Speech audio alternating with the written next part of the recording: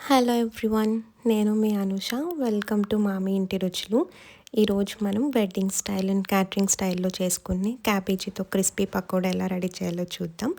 దీన్ని మనం విడిగా స్నాక్గా తినే కన్నా పప్పు సాంబార్తో సైడ్ డిష్గా తింటే ఇంకా చాలా బాగుంటుంది. దీని తయారీ ప్రాసెస్ చూద్దాం. ముందుగా 1/2 kg క్యాబేజ్ని తీసుకుని ఇలా సన్నగా ముక్కల కింద తరుక్కి పక్కన పెట్టుకోవాలి. ఇప్పుడు దీనిలోకి 1 కప్పు శనగపిండి, అలానే 1/2 కప్ కార్న్ఫ్లోర్, అలానే 2 టేబుల్ స్పూన్ బియ్యం పిండి కూడా యాడ్ చేసి సరిపడా సాల్ట్ యాడ్ చేసుకుని మొత్తం అంతా కూడా ఒకసారి ముక్కలకి పట్టే వరకు తిప్పుకోవాలి. ఇందులో నేను ఇనిషియల్గా వాటర్ ఏం యాడ్ చేయట్లేదు. సో ఫస్ట్ మనం ఈ పిండి మొత్తాన్ని కూడా ముక్కలకి మంచిగా పట్టించి పక్కన పెట్టుకోవాలి.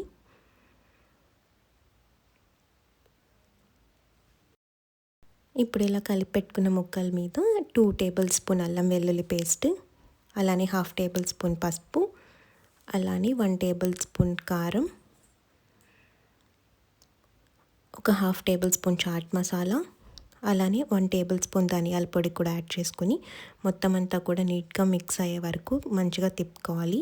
ఇక్కడ మీకు అవసరమైతే కొంచెం కొంచెంగా వాటర్ యాడ్ చేసుకుంటూ తిప్పుకోవచ్చు.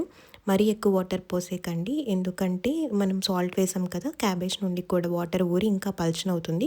సో చూసుకుని 2 టేబుల్ స్పూన్ వరకు వాటర్ యాడ్ చేసుకుని మంచిగా మిక్స్ చేసుకోవాలి.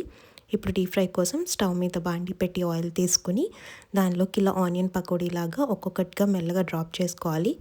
ఇక్కడ స్టవ్ని మనం లో ఫ్లేమ్లోనే పెట్టుకుని వేయించుకుంటే ఫస్ట్ ఇనిషియల్గా క్యాబేజ్ ముక్కలు అనేది మంచిగా ఉడుకుతుంది. తర్వాత గోల్డెన్ బ్రౌన్ షేడ్ వచ్చే వరకు కూడా మనం దీన్ని మంచిగా డీప్ ఫ్రై చేసుకోవాలి. సో దట్ మనకి క్యాబేజ్ అనేది క్రిస్పీగా వస్తుంది. చూసారు కదా, ఇక్కడ మంచిగా గోల్డెన్ బ్రౌన్ షేడ్కి రాబోతున్నవి. ఇలా వచ్చిన తర్వాత బ్యాక్ సైడ్కి కూడా ఫ్లిప్ చేసుకొని మంచిగా డీప్ ఫ్రై చేసుకోవాలి. మనకి ఇలా మంచిగా గోల్డెన్ కలర్ రాగానే తీసుకుని టిష్యూ పేపర్ మీద పెట్టుకుంటే మనకి ఆ ఎక్సెస్ ఆయిల్ అనేది కూడా మంచిగా అబ్జర్వ్ చేసుకుంటుంది. దీన్ని మనం ఆయిల్ అంతా అబ్జర్వ్ అయిపోయిన తర్వాత మంచిగా కరివేపాకు వేసుకుని గార్నిష్ చేసుకుని సర్వ్ చేసుకుంటే ఎంతో టేస్టీ అండ్ యమ్మీగా ఉండే క్యాబేజ్ క్రిస్పీ పకోడా రెడీ అయిపోయినట్టే. చూస్తున్నారు కదా, మీకు కనుక మా రెసిపీ నచ్చినట్టయితే తప్పకుండా లైక్ చేసి మీరు కూడా తయారు చేసుకొని ఎలా వచ్చిందో కమెంట్స్లో మాకు చెప్పండి. అండ్ సబ్స్క్రైబ్ చేసుకోండి. మీరు కనుక మా రెసిపీని ఫస్ట్ టైం చూస్తుంటే తప్పకుండా సబ్స్క్రైబ్ చేసి మీ ఫ్రెండ్స్ అండ్ ఫ్యామిలీకి షేర్ చేయండి.